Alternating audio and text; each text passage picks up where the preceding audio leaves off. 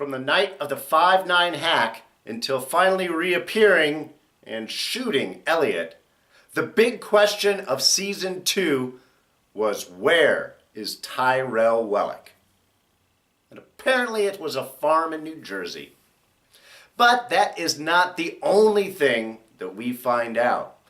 On a flashback episode of Mr. Robot, episode 3.2, Legacy.so. If you could read my mind, love, what a tale my Hey everyone, D here, and welcome to this week's review of Mr. Robot. So yes, of course, spoilers, you know they're coming. Alright, so nice episode this week. Not a whole lot of big movement forward, but we're filling in a lot of gaps of our knowledge. And again, the big question last season was, where is Tyrell Wellick? What is going on? So we get to find out not only where he has been and what's been going on, but also we get a nice few insights into Dark Army's side of things and a few little cool revelations. So let's start off with the 5-9 hack. It's kind of interesting considering what we then find out. We knew that they were at the Coney Island bit, and we have Tyrell in front watching Elliot's, magic go through as the 5-9 hack begins and thinking, oh, it's alive. We saw that. We saw Elliot going for the gun. We've never seen what has happened since. And considering how this season ends, it's real interesting that Tyrell was almost shot by Elliot right here. That's in fact what, Mr. Robot was going to do, realizing that Tyrell, no, you're just in the way, you're a troublemaker, don't need you around here, you're only going to cause problems. And willing, ready, and does shoot Tyrell. But of course, the gun jams, the bullet gets lodged in the barrel, and so it doesn't fire off, and before Mr. Robot can fire again, Tyrell is able to explain to him, no, this is divine right, we are gods. Which is just crazy enough for Mr. Robot to go ahead and keep him alive. And with the whole gun firing bit, there's a couple of interesting things. One, when we find out from Irving later on, and I love that it is actually Irving. It was Irving's auto cinch that we saw in the car. Just thought he worked there, but no, actually Irving. So, get a good name now. But when he says that the bullet had lodged in the chamber, the next shot would have exploded in his hands. Well, he was thinking that's Tyrell's gun, not knowing that Elliot was holding the gun. If he had fired again, like Tyrell was trying to get him to do, to convince Mr.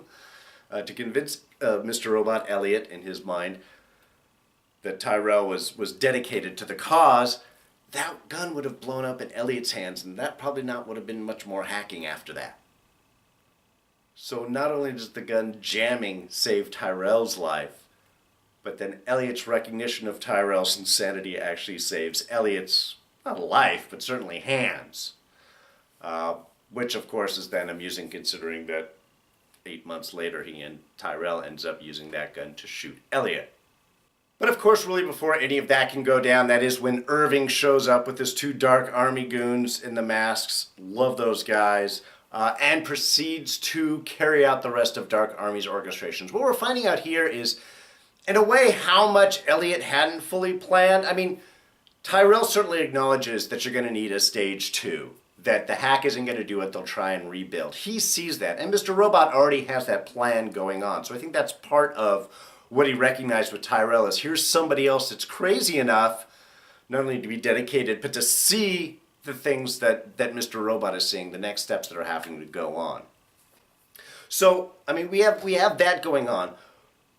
But the whole kind of escape and protecting everything and kind of all of the big background stuff, that was Whiterose and Dark Army really orchestrating. We have Irving showing up, getting Tyrell out of there, making sure the SUV is moved and parked back in the parking lot where Elliot's then found a week later in. And takes care of all of those types of things. So while Mr. Robot Elliot starts the hack, what allows it to really keep going to cover up things, be sure that Elliot doesn't get in too much trouble, that he's able to get out of prison and everything like that, is really Whiterose's Dark Army's manifestations.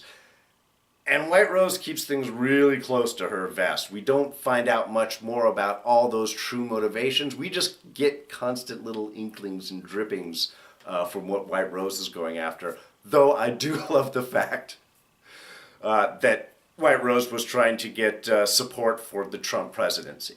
Because remember, this is all of Mr. Robot is taking place during the Obama presidency. This is all like still a couple of years ago. This is long before Trump popped himself up. So it's just kind of an interesting idea that they're able to throw out that not only is Whiterose fixing all of the stuff for Elliot, but also pulling the next buffoon into office, as you say. Any puppet can dance as long as you know how to pull the right strings. All right, so the rest of the episode is really we've got Tyrell at the farm, kind of hiding out, starting to build the whole phase 2 bit, and going a bit of stir crazy. Loved Wallace Shawn popping up as Mr. Williams. Inconceivable! That man is awesome. Side note, do you know that he studied to be a diplomat in college? Yeah, when he was studying in Oxford in England, he was studying Latin and economics and was going to be a diplomat before ended up going into, and actually taught Latin, I think, for a number of years before actually going in and becoming a full-time actor. So, but that whole scene I thought was just really, really disturbing. I mean, first of all, not really expecting that type of intensity and cork snorting from Mr. Wallace Shawn there. But I love the repetition. We've got the noise in the background of the kettle going off. We've got just the don't look away, look at me, maintain eye contact. Very grilling, very much breaking down somebody that's kind of on the edge as Tyrell was right there at the beginning. And in a way, almost costs him his life when he finally breaks down and admits all of his truths. Not loyal to Dark Army, not loyal to Mr. Williams. That would have caught him. Except his crazy obsession still with Elliot. Because of his loyalty to Elliot, maybe even more than a loyalty. Seemed a bit of love. He did almost went in for a little kissy kiss there at the end of the 5-9 hack night. More than a bromance, let's just say. And that's something that at least Dark Army can rely upon. That type of loyalty, that's something that they could work with. And it is very cool because as he goes from that point kind of till the end and he finally leaves the farm, he goes from being in kind of a way a meek person to more of that strong person. Irving is definitely the man in charge and definitely can intimidate Tyrell there at the beginning. But as it goes on, especially after the whole wood shopping thing and a little bit of stir crazy, and you see that Tyrell gets a little too lost, almost a little too Shining-esque, working that axe and sharpening it and happy about the sunglasses and buffing up for sure. You can see at that moment he almost gets too nuts where I think Irving was actually a little nervous about dealing with Tyrell right there. So kind of an interesting move how that craziness, how that time on the farm really sort of affected Tyrell's psyche. We also get to see how much work he really did in orchestrating and setting up and crafting all of Phase 2. While Mr. Robot knew what needed to be done, he couldn't do anything. He's, of course, in jail at the moment, thinking that he's staying in his mom's place in his mind. So we have it's just interesting to see how much of that work Tyrell really was obsessively doing, how much that he had built up. Until it gets to the point where he loses it and decides to go on a walk, which would be just fine. Of course, there's got to be the cop, the first person that he sees when he gets out of there. Sure. But that was so suspicious looking. You never walk out just, okay, tuck and look and let me no, I'm not suspicious at all. It was just, that was to me was kind of annoying. It's like, come on, Tyrell. You got to know better than that. Now, of course, getting nabbed by the cops does give us a few more interesting insights. One, Tyrell, completely willing to dislocate his thumb to escape. Willing and does. Oh! And I can watch the screen right there. The other one, of course, is Agent Santiago, Dom's partner right there, working for Dark Army. And you know, I gotta give it up to old Agent Santiago. It worked. That deception worked for me. we had Irving's little story immediately afterwards, talking about kids, doing that beautiful, beautiful full-on lie story to get Tyrell motivated. It was a great motivation speech about, you got to be there for your kids, you got to be patient, you got to do the right thing. Total BS. And I think he told it well, but he also doesn't really seem like the guy that kind of has kids around. So that was kind of an interesting revelation, but not surprising that that was a lie. Santiago has pulled his lie off really well. I mean, he did. He managed to avoid the shootout in China, and all of his questions, always steering things away and steering things in proper directions, always taking Dom, stop, you're wasting time. We need to focus on these types of things. This is where we're putting our manpower in. So he has done his job in steering things for the Dark Army, I think, really well. Pretty much a way to avoid suspicion. Not so much that he looked like he was working for Dark Army, maybe that he was just an inept corporate FBI guy. But now, a little bit smarter than I gave him credit for. However, not sure how useful he's going to maintain with the attitude and stuff that he was complaining with Irving about. Kind of was wondering if Irving was just going to take him out right there. But it's too soon. There was still time and events that needed to happen. But of course, the other revelation is with Santiago working for Dark Army. That also means that Dark Army knows that Darlene is working for the FBI. So they've got Angela working on one end of Elliot, and then they've got Darlene working at the other end, knowing all the directions that he's going to be pushed and prodded to. So, man, Dark Army's got every side covered. And then from that point, we get back into town. Tyrell gets this nice suit and cleaned up because, hey, when you're the most wanted man in America and you're about to walk out on the street to meet Elliot in a cab, you want to look the part, right? Hey, at least Irving tried to steer him away from that. But the big revelation at that point, our final wrap-up, is Angela informing Tyrell of Elliot's duality. That yes, it seems like you're talking to two people at times because you are.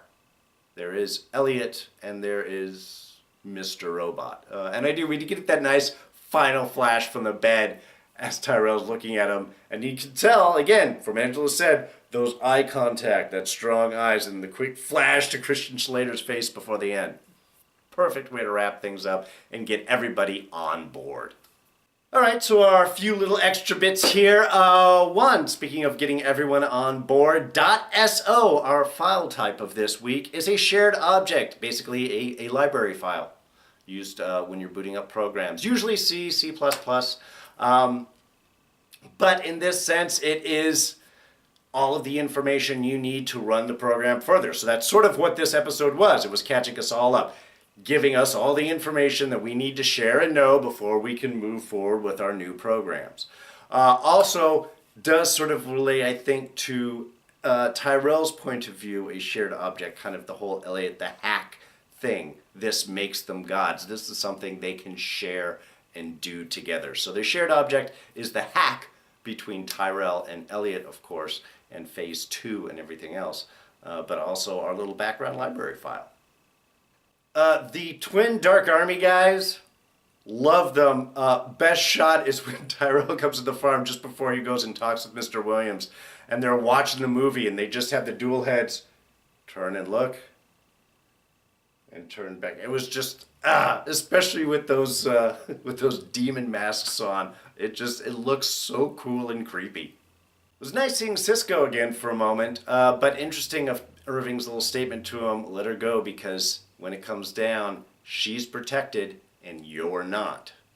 Which of course we know because when Dark Army came, Cisco was killed and Darlene was not.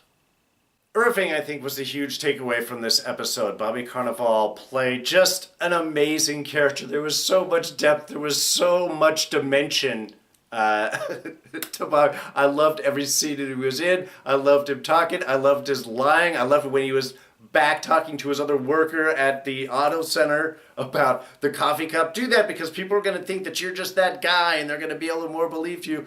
The fact that, yes, while he has no kids, he does like to go and watch Big Brother. Best part, though, Beach Towel, a novel. Yes, he was writing a cheesy beach romance Harlequin novel very enthusiastically, too. Again, a lot of dimension to this character. I was having fun this week kind of tracing the gun, because the gun, of course, that's been the center of all of this, was Angela's boyfriend's that she stole, if I remember correctly. Then gets to Elliot, Elliot gets to Tyrell, goes through this whole adventure, and then ends up shooting Elliot again at the end. Where else will this gun go? Oh, and of course, one of the other things driving Tyrell a little extra stir-crazy was the whole thing with his wife and the divorce, and, you know, she was seeing the other guy. So, yeah, that might push you a little much. Really curious how he's going to react then about finding out about her death. And is he going to get his kid back at that point? Patience, Tyrell. Patience. All right, well, I think that pretty much covers everything. So, you know, just a good background episode. We're all now on the same page. And also seeing not only that Tyrell is now really aware of Elliot's bit of duality, but also how much the Dark Army is manipulating everything from both sides around Elliot. That as much as Elliot is really trying to do things, every other indication of the interaction around him is with people that are working for the thing that he's trying to stop. So, yeah, this is going to get into some interesting stuff going forward. But that's it for this week. So, if you did enjoy this review, please go ahead and hit that like button. Thoughts, ideas, comments, throw those down in the section below. Now you can always catch me on Twitter and Instagram. I am at Darren Jakes. Please subscribe if you are not. It's quick, it's easy. You'll catch all of these reviews and more. Do it by clicking my face right here. And we'll go ahead and throw up our latest 2 reviews right here, and you can check those out. All right, so thanks for joining me. I'm D, and I'm out of here. Catch you guys next time. Bye-bye.